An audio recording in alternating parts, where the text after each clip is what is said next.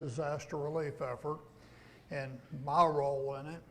I want to read first a passage from Galatians 6, starting with verse 8. For he who sows to his flesh will of his flesh reap corruption, but he who sows to the Spirit will of the Spirit reap everlasting life. And let us not grow weary while doing good, for in due season we shall reap, if we do not lose heart. Therefore, as we have opportunity, let us do good to all, especially those of the household of faith. Well, that's something that I took in heart, was that we have opportunities placed before us daily. But in times of disasters, that's really out there, that we have an opportunity to reach out and help the people that are going through these disasters. And it's a wonderful opportunity at that time to introduce them to Christ, because when they're down and out, they're more receptive to you. And when you're doing good deeds for them, it's even better. And the Church of Christ has stepped up and has really taken the lead in this. There's a lot of different organizations out there. There's a lot of different churches doing a lot of different things. I believe myself that the Church of Christ is probably one of the top ones doing the best. In 1990, there was 4 gentlemen at a men's breakfast decided that they wanted to do something to help with disasters in Nashville. And they brought this idea to the church. They discussed it and talked about it. And the church wanted to know what it would take in order to do what they wanted to do to help in disasters. And they came up with a figure of $40,000 a year is what it would take to help with disasters. Well, today, that's not even close. We're doing $6.5 million a year in aid throughout. That's our average. Don mentioned a while ago Missouri, and I have to look at that again. $870,000 has been given to Missouri through the Churches of Christ. That's only through July of this year. And what you don't realize is phase 2 of this organization, what we're doing, we are just now starting our FAM orders. And when I say FAM orders, we call it FAM orders. It's furniture, appliances, and mattresses. So we do orders that when people go back into their homes that are not insured, that can't afford to put back into their homes, you guys have an opportunity to help those folks with furniture and appliances. That's another part of this program. So saying that, just in Missouri, and I'm going to go to Missouri, Alton, Missouri, Bakersfield, Missouri, Ellsbury, Florissant, Piedmont, Poplar Bluff, Rolla, St. Louis, Seymour, Sikeston, West Plains. Those are the areas in Missouri that I'm working right now with FAM orders. They've already had their disaster. They've already had our standard truckload of supplies. Some of them have had 2 to 3 loads of those supplies come in. But then now we're doing the FAM orders where we order furniture and appliances. That doesn't, most of it, I say most of that, Hardy, Arkansas, well, that's not in Missouri. Let me go back over to Missouri. I guess I ought to look at Missouri. Poplar Bluff has had some of their furniture and appliances come in. Looks like Sikeston may have had some. But other than that, the rest of them really hasn't had their furniture and appliances that they're ordering come in. So that number is going to grow drastically, because when we start doing furniture and appliances, that'll double, triple in what we're doing in Missouri. But that's just an idea of what we're doing. But 6.5 million a year, that's our average. And it's amazing to people, and to me even, that we're able to do what we're able to do today. Back when I started this in '98, I was a volunteer for the organization. I say by accident I came across this, but God put me in the position to see what this organization was doing. I went to Hays, Kansas with a youth group from my church, and I was a chaperone, took my 11-year-old son, And he really wanted to go, and I was really proud of him. He went up and he helped pick up debris and clean up people's yards.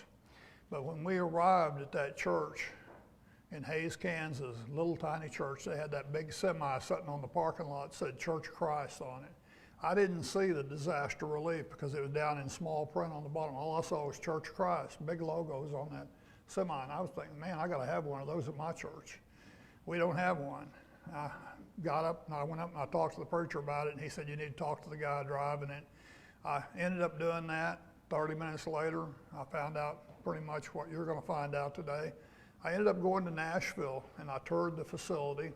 I was going to duplicate it in Springfield, Missouri, and I realized after doing that, a man by the name of Joe Dudney, that was the executive director, he kind of laughed at me, kind of made me mad because he didn't know who I was. I said, I can do this. He said, I don't have any doubt. You really think you can, but here's why you can't. And he took me back out and he showed me like 100 to 200 people in the warehouse that was putting food boxes together, and they were doing a food line and packing food boxes. And I looked at that and I thought, yeah, okay, I got it. I went back in his office, we sat down, and he said, now what do you think? I said, it's a doable deal. I'm still on the page, I can do this. And he said, okay, how many people, if you had a warehouse in Springfield and you had all these goods and all these supplies there, how many people can you bring in on a daily basis to pack your food boxes and put it on the semi and do all of what we do? And then it hit me. And I started counting up how many people I could count on. I had 8 people in my church that I could count on. And there's probably 5 or 6 churches, 7 churches in Springfield, not many. So you get 8 times that, you ain't gonna get very many people if you get 8 people. I get it. They've got hundreds of churches in Nashville, and we have a phone tree, what we call a phone tree. And any time that we need volunteers, they just put out on the phone tree, and it calls all the churches, it calls all the members in the churches, and it's an automated system. I even get a phone call in Missouri. I'm on the call tree now. I finally said, I need to know when they're doing this. So he added me, and I know when they're running the line, but anytime that call goes out, there's anywhere from 100 to 300 people show up at the warehouse the next day to pack food boxes. And there's no way we can do that in Missouri. I mean, it just ain't gonna happen. So we started supporting the effort. Our church got behind them, and we started supporting it back in 1998, 99, somewhere in there. And it's just been a blessing that Joe let me work Missouri and Arkansas. That was close to, I even actually went to Kansas some.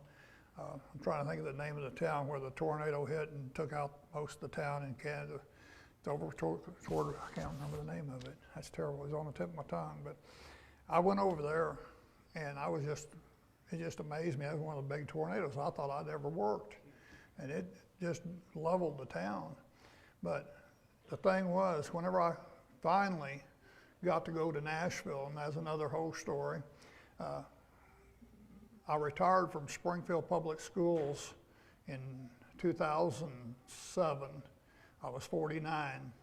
My wife decided I was too young to retire, so she found me a second job. I loved the woman. She put me to work at a bank, and it was one of the ladies at my church, good friends of mine, and she was the HR director. They brought me on at the bank as maintenance and security facilitator for the bank, because that's what I did for the schools. I did that for 4 years. During that time, I got to go out, and I did speak a couple of times at churches with Chuck Evans, who was the director for the area at the time. And I went to Forsyth, Missouri, and I spoke at a church. The first time I ever spoke at a church. I'm not a preacher by any means. I can tell you a lot about disaster relief. I can tell you about me and what I do. But he wanted me to go down and talk to this church about what I did for disaster relief. He said, I'll give you about 5 minutes. 20 minutes later, he shut me up. Told me I had to sit down. So I learned my lesson. You gotta watch the clock. You can't go over. And my presentation only takes 2 hours, but I'm cutting that down to like 35 minutes. So anyway, bottom line, I went down there and I did that.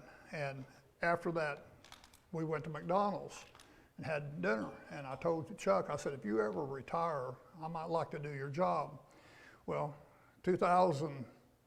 I went to work for the bank. 2011, back up a little bit, right before I got the phone call, my preacher came up to my office at the bank and was talking to me about what I was doing. And I told him this ain't what I wanted to do with my retirement. I wanted to do volunteer work for disaster relief. He said I needed to pray about it. And that hit me wrong. I said, I can't pray for disasters to happen so I can have something to do. That's not right. And he explained to me a lot about sojourners and different things that I could be doing. I did Mexico missions for about 4 or 5 years. I did that too, off and on. And they finally shut us down on going to Mexico. But anyway, during all this time, he's telling me I need to pray about it. I went home, told my wife what he said, and we started praying about it. 2 weeks later, after having dinner with Chuck in 2000, jumping around, 2000 is when I was down at Forsyth. 2011 is when I got the phone call. But 2000, I told him if he ever retired, I'd like to do his job. 2011, after my preacher telling me to pray about it, 2 weeks after he told me that, I got a phone call from Chuck, and he said, "You're up." And I said, "I'm up for what?" And he proceeds to tell me I'm going to be the next associate director for, I'm just floored. I can't believe this, And I'm telling my wife, don't get excited. They're not going to hire me. I'm not a preacher. And I looked at everybody else. There's a lot of preachers that have done this off and on. And there's generally 2 of them that have worked for the organization. We now have 5. And out of that 5, I think 3 of them are preachers. 2 of us aren't. Or maybe 4 of us are preachers. One of them, I guess I'm the only one that's not a preacher, a retired preacher, but the rest of them are. But anyway, Joe said, I don't need another preacher. I need somebody that has a heart to do what you do. So that's how I ended up doing this. In 2011, I went to Nashville and I interviewed, which I didn't interview. I thought I was interviewing, and they'd already made their decision. When I got there, they hired me. And I went to church Sunday morning with Joe Dudney at Brentwood Church Christ. And after that, we went to lunch. He told me at lunch, he said, I do not want you to go to any more disasters. He said, I want you to go to churches and talk about what we do and kind of get churches on board, because a lot of churches don't know what we do. I said, okay, I can do that. So I'm on my way home from Nashville, and I get a phone call. I'm halfway home, and Joe called me, and he said, I lied to you. And I thought he'd fired me. And I said, no. He said, no. He said, I want you to go to Joplin, Missouri in the morning. I need you to be in Joplin. Everybody knows about Joplin tornado, 2011. The day after I was hired, that's where I was at. That was a shock. I have never seen anything like that. And I didn't know if I was going to survive it, but I did. But that was something that really woke me up, because at Joplin, they had a big gymnasium like you guys got. It's bigger than what you guys got. And it's not in Joplin, it's in Webb City, where we set up at. We couldn't get in Joplin until the next 2 days later, I think. But we set up at Webb City, and they were going to let me have the gymnasium to offload my truck in. So I ordered my truck, got everything coming. The next day, before my truck got there, all these churches showed up with trailers with supplies. They filled that gymnasium up with Walmart bags. Nobody knew what was in the bags. They were just the whole floor. I never seen anything like it. I know now that's another disaster. So what we do, we have everything packaged, everything's labeled. We have a food box, we have a personal care box, we have an infant box, and we have a 3.5 gallon cleaning bucket. That's the 4 major components that we ship to you. Now, we also ship on that truck a pallet of laundry detergent, a pallet of bleach, a pallet of spray bleach cleaner, a pallet of clothing and shoes, rake, shovels, brooms, mops, wheelbarrows, 3 pallets of bottled water. I know I'm missing some tarps. All this is on the semi that comes to your church. That's called a standard load. That's the first thing you all are going to get. You set that up, do a distribution. The number one thing that churches miss out on is your job is to talk to these people, find out their situation, pray with them, invite them to church, interview them, do a second what we call phase two. Phase two is when we bring in the furniture and appliances. But the number one thing you guys need to do is whenever you're interviewing people, get as much information on that first day. And there's a form that we send with the box. It's called an administrative box, has all your forms and all your paperwork that you do. That's for you, that's not for us. So you can do whatever you want with that. You can do it or you don't do it. But if you just take and I'll work with every church that I work with, I come and I explain, there's like 3 different forms in there. There's a household form, there's a form to go out and look at somebody's home, and then there's an appliance fill out when you give them appliances. I do the number 1 form, and that's all I do to begin with. On the first form, there's 7 or 8 questions, and that's it. But that 6 or 7 questions will answer everything that you need to know. You got their name, address, phone number. You ask the first question is, do you have insurance that covers your loss? If they say yes, then you just go to the bottom of the page and you say, okay, what can I help you with today? Here's what we have, and you help them. If they say, no, I don't have insurance, I need help, then you go ahead and answer the rest of the 5 or 6 questions. What did you have? What did you lose? And you can flip that form over and you can fill out exactly. The biggest problem that I see with churches is when you're doing interviews and I ask you what you've lost and you say your whole house is gone.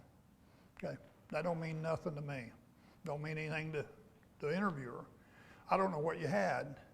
Did you have a washer and dryer? Did you have a refrigerator, stove, bedroom sets? What do you list it on the back? A lot of people have floods. Different things happen in floods. You might have this much water, you might have this much water, you could have 10 feet of water. This much water probably ain't gonna mess with appliances. This much water will mess with appliances. And if you get that much water, you probably lost furniture and bedroom stuff. So you need to know how much they lose. One thing that they'll find is that they'll tell you, you don't get enough information. That person goes home, they find out their neighbor's getting a new washer and dryer. Well, I didn't get one. So they come back and say, oh, I need a washer and dryer. Well, you didn't mention that on your form. And you didn't mention that you had that much water. You just said you just needed help with food. So you kind of got to police what you're doing. We ask that you do the best job you can do.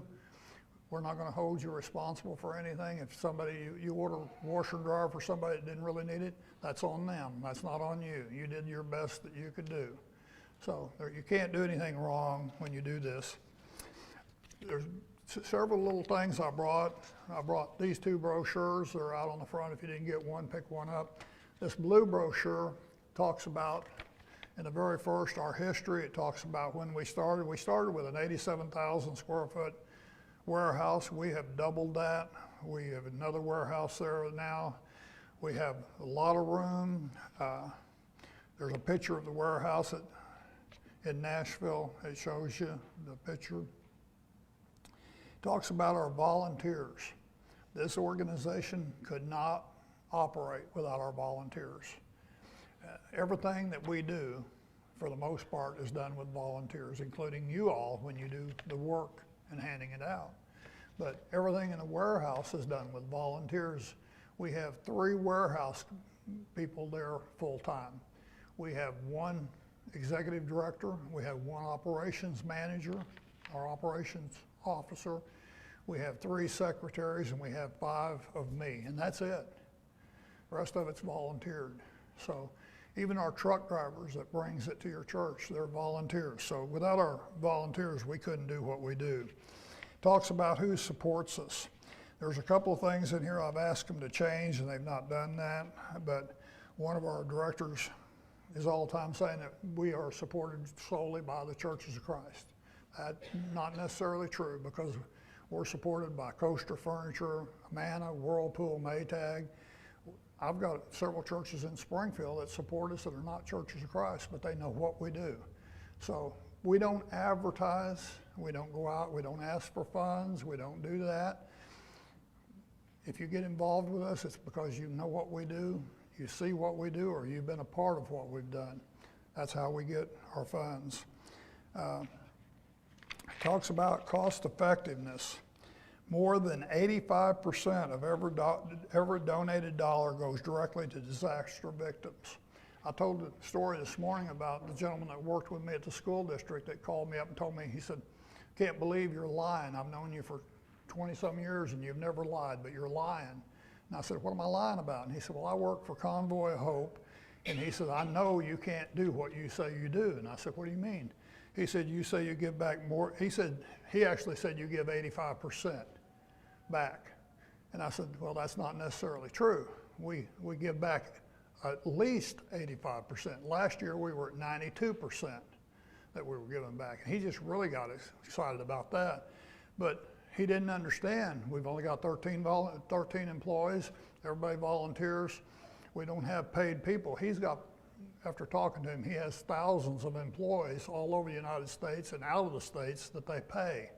That's the reason that their overhead's so high. We don't have that. So every dollar that we get, that dollar, we turn it into $3 to $4 in buying power. And you'll see that in a minute on the video I'm going to show you. But it talks about that. It's amazing the companies that we have worked with for years are now getting more on board with us and giving us deeper discounts because they know what we're doing. And they know that we're giving people a chance to get back up on their feet and we're helping people, but we're doing it through the church. We're not doing it through the government. That's one of the things a lot of people miss. We don't work with the government. We don't work with the city of, what city am I in? DeSoto. We work with the Church of Christ in DeSoto. That's it. You know, I have a hard time when I call churches and I say, you know, they don't know anything about us, but I want to send them a truck. Well, where are we going to take it? We're going to take it and give it to the city? And I said, no, that's the rule. It has to be given to you can take it wherever you want to take it. I'm not opposed. If your church can't unload it here at this church, you guys got a beautiful facility here. A lot of churches don't have that. A lot of churches have what you have right here, and there's no place to unload a semi.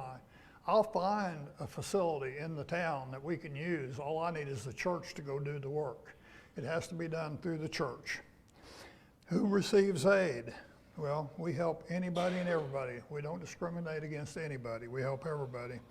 And it talks a little bit about what others say about us.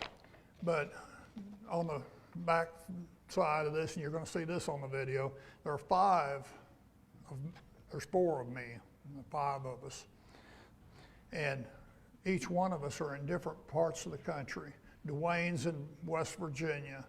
Brian is in Sulphur, Louisiana. I'm in Kimberling City, Missouri. Ken Lowry is over in Cary, North Carolina. Who'd I miss? I think that's it. Oh, no. Dale Lindsay, he's over in Oregon.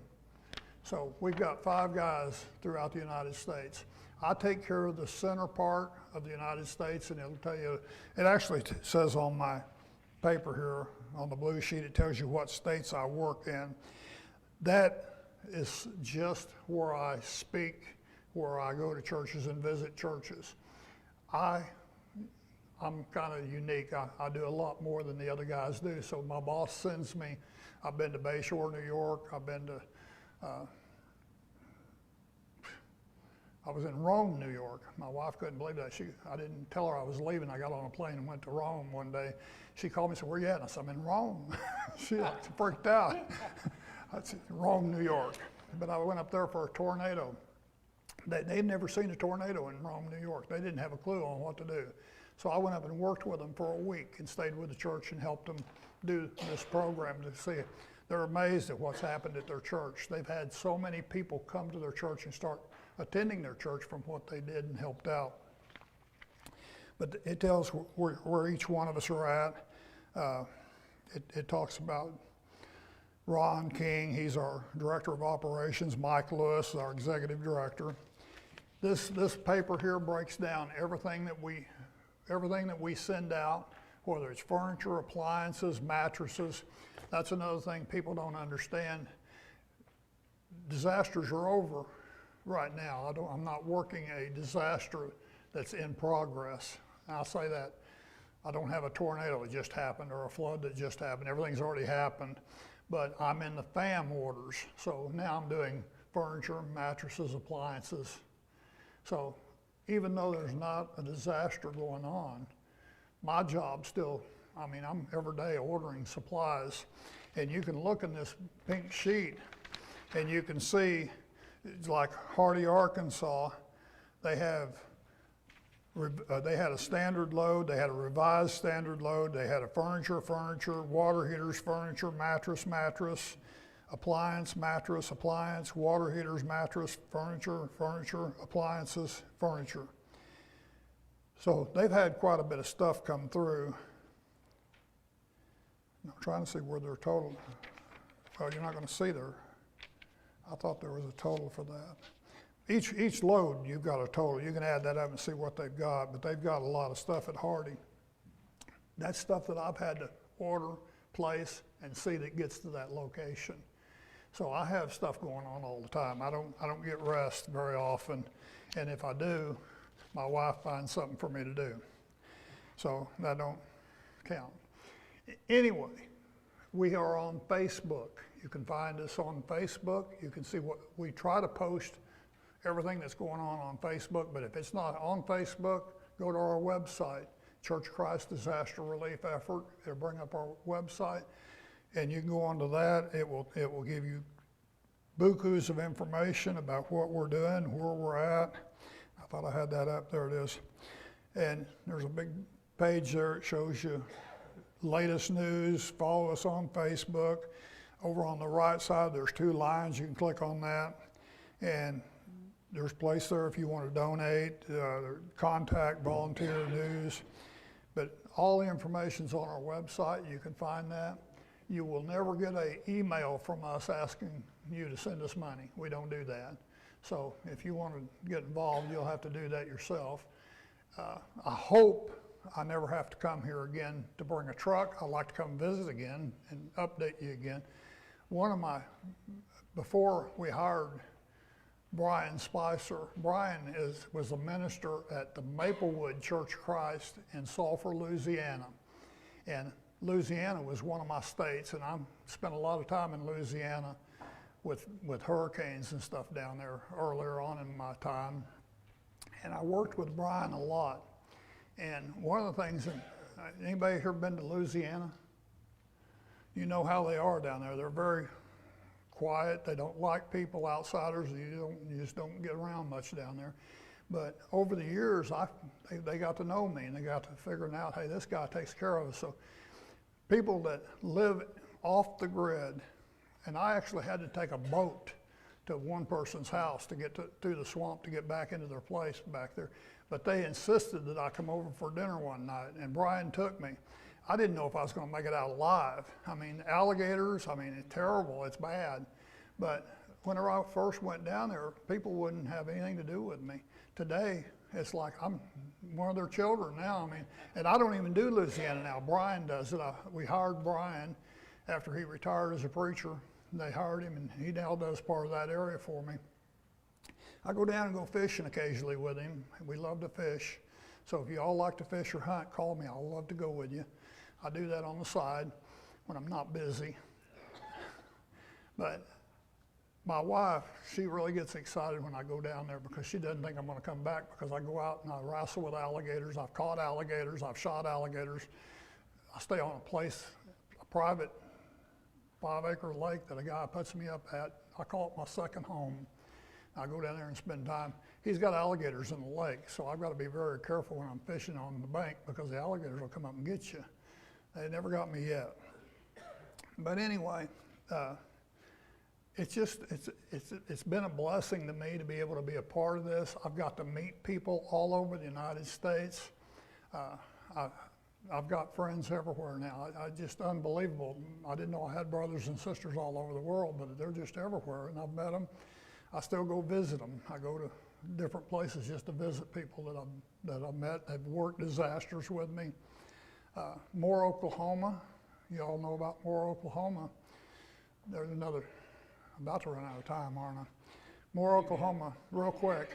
My wife saved my life, so I'm very indebted to my wife. She saved my life in Moore, Oklahoma. Moore, Oklahoma had 2 tornadoes, 2 times within a week. The first one, I was there right after that, and the second one, I came back. I was working there, and I had to go home for the weekend because we had a church camp out I was in charge of. But I took my travel trailer and went back, and I set it up on the parking lot, and the sirens went off that, I think it was a Friday night. I don't remember the night, but the second weekend, and that's when the 3 storm chasers were killed, if you remember that story. But sirens went off, it scared me, and the guy at the church said, don't worry, tornado's going northeast, it's on the other side of the interstate, it's gonna go away from us. And I said, how far over there is it? And he said, it's not very far. He said, if you get up high enough, you could probably see it. I climbed up on my trailer, and I put my iPad, and I'm videotaping it. And you could see what looked like a tornado. You could see debris in the air and stuff, but it was rain wrapped, so you couldn't really see the tornado. And my wife called me and said, where you at? And I said, honey, I'm in Moore, Oklahoma.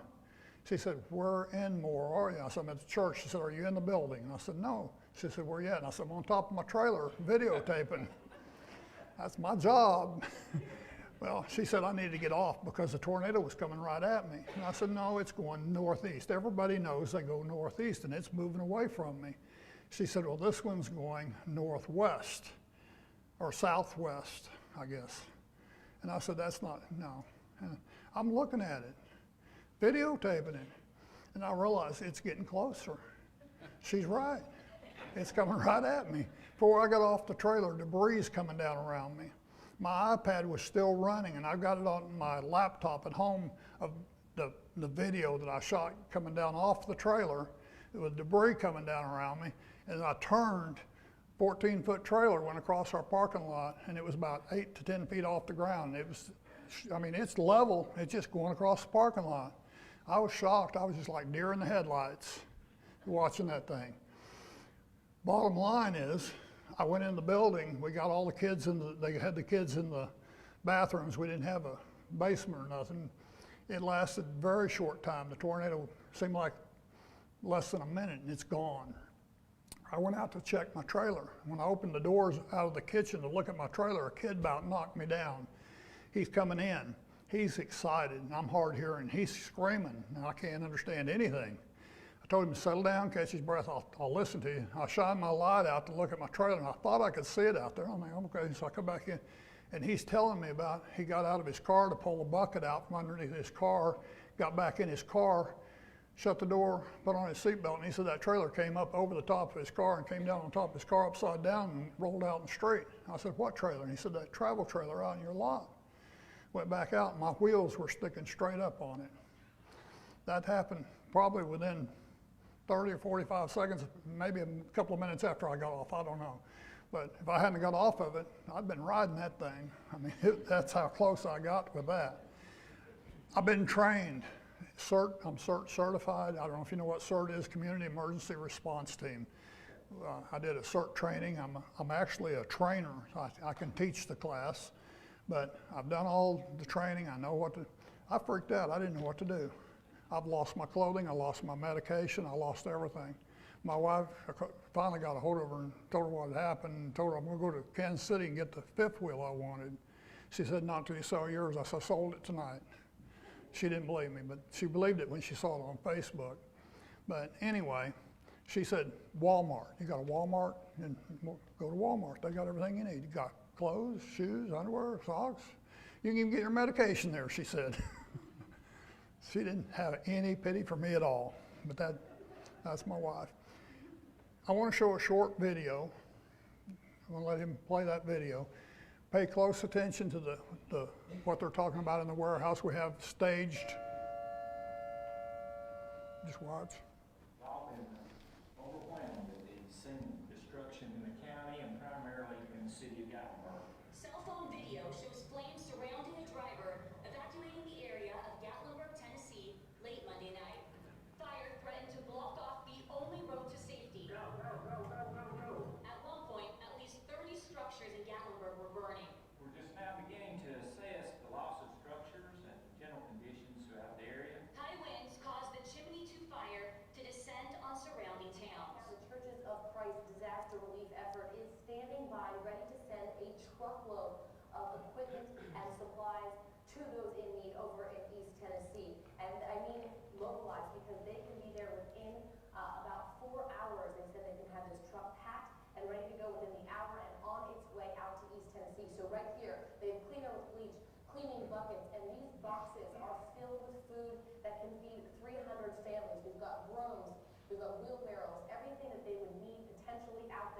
to at least start to rebuild.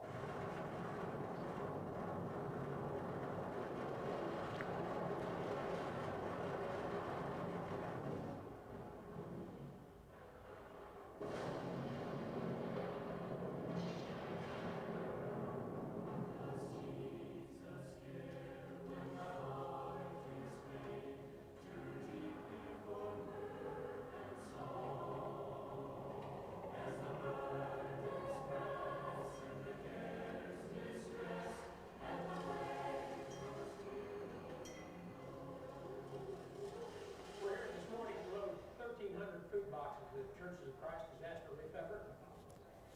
Our purpose is to follow the example given to us in Acts 11, where it talks about disaster relief in the first century, and about the famine and all the food being given by the brothers and sisters. That's what we're trying to do here. Whether it's a flood, a tornado, a hurricane, an earthquake, or a wildfire, when disaster strikes in the continental United States, the Churches of Christ Disaster Relief Effort is ready to respond. Truckloads of emergency food, water, and other supplies are sent to congregations for distribution to victims in the disaster areas. Tell them how you doing. I'm sure you will, but I mean, look at this. I mean, there's not a wall. So many struggling to try to pick up the pieces. When you see the school, you know, just by looking at this building, there are victims inside that school.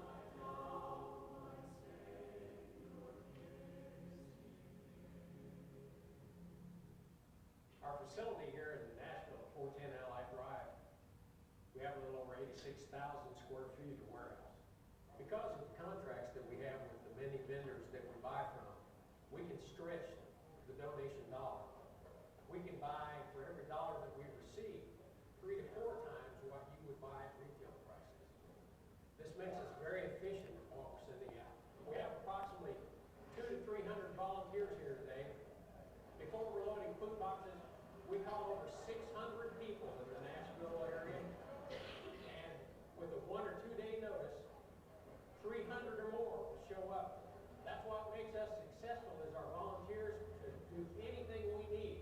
Even our truck drivers are volunteers. Well, help is on the way from Nashville to Florida residents still struggling in the wake of Hurricane Hermine. The Churches of Christ Disaster Relief Group has a truck on the road right now and is heading from Nashville to Perry, Florida. Help is on the way in the form of an 18-wheeler loaded with supplies. In the tornado area, they don't need the bleach. But in the flooding area, they need the bleach to kill mold. There is breaking news in an unfolding tragedy in West Virginia. At least 20 people are now confirmed dead in a catastrophic flood disaster, the worst in 100 years. These boxes and this relief stuff, we were able to, because we were able to get it so quick, we were able to become a center for distribution in our community. I appreciate Disaster Relief's role in that, helping us to be able to do that. Just, I mean, it's overwhelming.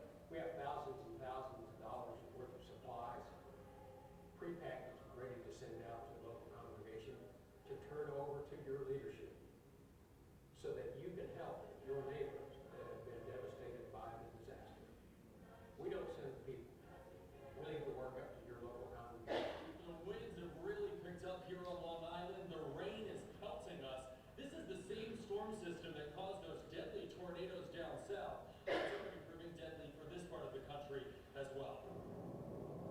High winds tonight battering the East Coast.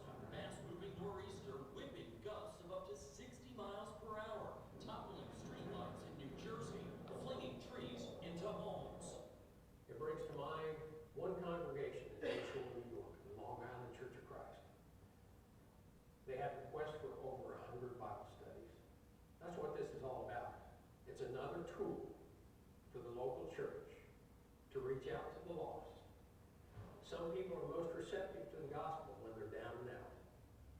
This is one of those times. It was a large tornado that tore through New Orleans East, destroying several homes. That's when the roof went flying and Cheryl McBride took cover in the bathtub. so as I got in, stood down, the roof came off, things started flying. I just asked Jesus to cover me, don't let me get hurt. And the next thing you know, here we are. The tornado left a trail of destruction, ripping off roofs, You don't have to pass the hat to collect your money first. We've got the supplies ready for you. All you need to do is get in touch with us, let us send them to your congregation. You go to work and save the lost. 5 men located throughout the United States are available to share the mission and purpose of the Churches of Christ Disaster Relief Effort. Dwayne Castillo serves the northeastern part of the country. Ken Lowry is available for service in the southeast.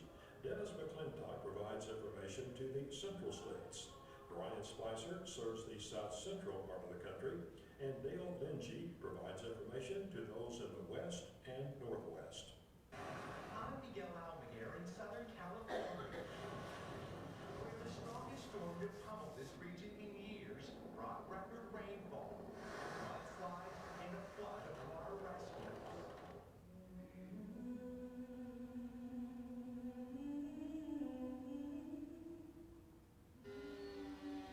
Tonight, the destruction in Mississippi is overwhelming. You can hear like glass shattering. You can hear the roof caving.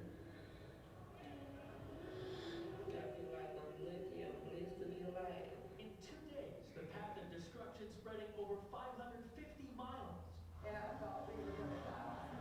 including through Polk County, Tennessee, where Jennifer Young, her husband, and 2 sons barely escaped.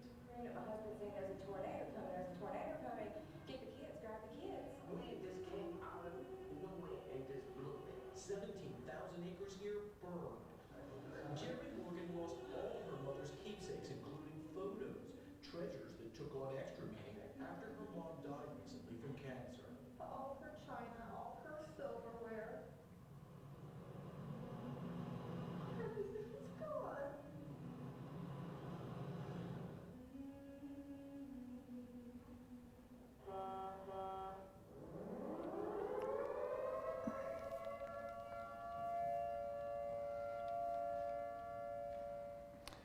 Well, that gives you a little look at Nashville and a little bit about where we've been and what we've done.